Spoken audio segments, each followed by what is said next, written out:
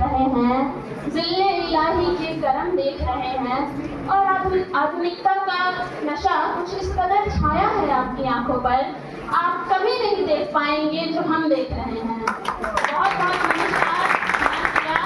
स्नातकोत्तर जंतु विज्ञान विभाग प्रतिनिधि महोदय, जैसा कि आज का हमारा विषय है कृत्रिम बुद्धिमत्ता मानवता के लिए वरदान है, तो मैं इस विषय के विपक्ष में अपने सभी तर्कों को लेकर उपस्थित हूँ।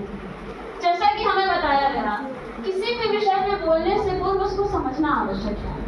यह विषय के 3 महत्वपूर्ण पहलू हैं: कृत्रिम बुद्धिमत्ता, मानवता और वरदान। कृत्रिम बुद्धिमत्ता अर्थात मानवीय बुद्धि का मनुष्यों में समाहित हो जाना कृत्रिम बुद्धिमत्ता कहलाती है। मानवता वह चेतना जो हमें सभी जीवों के लिए सकारात्मक भाव दे, वो मानवता कहलाती है। और वरदान एक ऐसा आशीर्वाद जो हमारे लिए लाभप्रद हो, उसे हम वरदान कहते हैं। तो यदि यहाँ बैठे महानुभाव ये कह देते हैं कि कृत्रिम बुद्धिमत्ता मानवीय सभ्यता के लिए वरदान है, तो मैं इसे मानवीय इतिहास की सबसे बड़ी भूल मानती हूँ।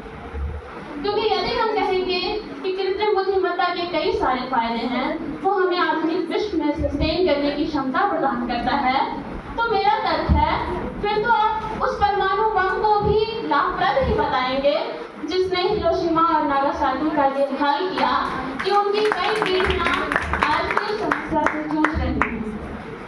महोदय, मैं केवल बयानबाजी नहीं, कई सारे तत्वों को अपने साथ लेकर आएंगे। मेरे विपक्ष कहेंगे कि कृत्रिम बुद्धिमत्ता ने कई सारे जॉब्स क्रिएट किए। उस समय मैं उनसे पूछना चाहूंगी कि वर्ल्ड इकोनॉमिक फोरम की वो रिपोर्ट जो बताती है कि एआई के आने से दिन प्रतिदिन सामान्य नौकरियां खत्म हो रही हैं, तो वही टाइम्स ऑफ इंडिया का आर्टिकल बताता है कि लगभग 40 करोड़ नौकरियों को या तो एआई खा चुका है या उसकी प्रवृत्ति बदल चुकी है। मैं जानती हूँ कि मेरे विपक्ष के प्रतिभागी कहेंगे कि आपके पास कौशल ही नहीं है जो आप उस दौर में सस्टेन कर पाएं।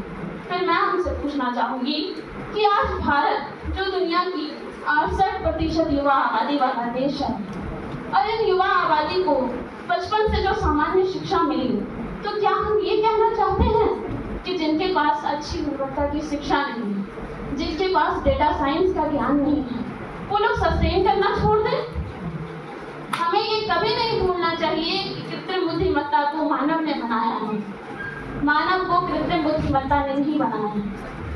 वर्तमान समय में हम सभी महिला सुरक्षा की बात करते हैं।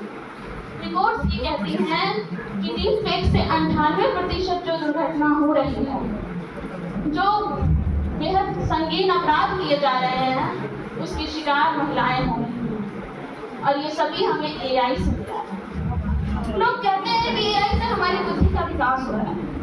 मैं पूछती हूँ कैसी बुद्धि? अभी वर्तमान नीट के मामले में हमने देखा कि हम युवाओं को कई तरह से बरगलाया गया। मैं पूछती हूँ कि यदि आपको किसी एक व्यक्ति ने कह दिया कि ये पार्टी सही है, ये व्यक्ति सही है, आपने उसकी एक रील्स को देखा, और एआई का एल्गोरिथम ही ऐसा है कि वो बार बार आपको वही रील्स दिखा रहा है, वो बार बार आपको वही चीजें दिखा दिखा के आपकी अपनी सोचने की क्षमता को खत्म कर रहा है।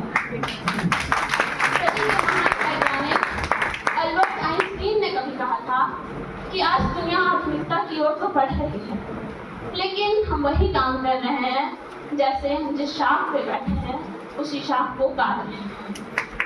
महोदय, मैं बताना चाहूंगी कि भारतीय संविधान का अनुच्छेद 21 हमें यह अधिकार देता है कि हम सम्मानपूर्वक जीवन जिएं, और उसकी सबसे महत्वपूर्ण कड़ी है मानसिक स्वास्थ्य। और हाल ही के दशक में ऑक्सफोर्ड ने अपनी डिक्शनरी में ब्रेन रॉट नामक शब्द को जोड़ा, जो ये बताता है कि वर्तमान युवा पीढ़ी, वर्तमान जो बच्चे हैं, वो अवसादग्रस्त हैं, जिसका सबसे बड़ा कारण है कृत्रिम बुद्धिमत्ता।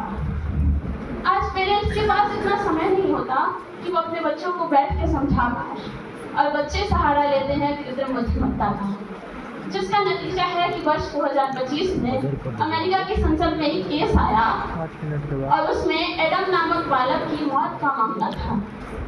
बच्चा जिसे रात में उसके माता पिता रूम में देख कर जाते हैं कि वो पढ़ रहा है कि बुद्धिमत्ता के मदद से उसी की लाश कल को मिलती है और पता चलता है कि उसने जो लेटर लिखा था वो लेटर भी उसने कृत्रिम बुद्धिमत्ता की वजह से लिखा था और उसकी मौत का कारण भी कृत्रिम बुद्धिमत्ता था।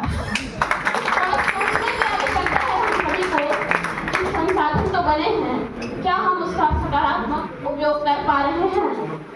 जय हिंद, जय भारत।